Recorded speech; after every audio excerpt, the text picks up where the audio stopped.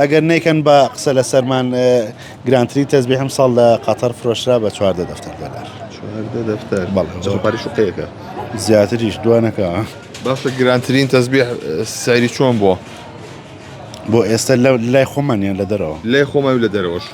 لای خۆمان دەفتەر دۆلارم دیوە بۆ تەزبیح تەزبیحێک بەڵێ چی هازەی شۆلی وەرگرن و بۆی نابێ بەس لە دەرەوە ڕقەمی خەیاڵی تر هەیە ئەگەر نیکەن بە قسە لە سەرمان گرانتری تەزبیحم ساڵ لە قەتەر فرۆشرا بە 14 دەفتەر دۆلار. 14 دەفتەر بەڵێ. جەپاری شوقەیەکە زیاتریش دوانەکە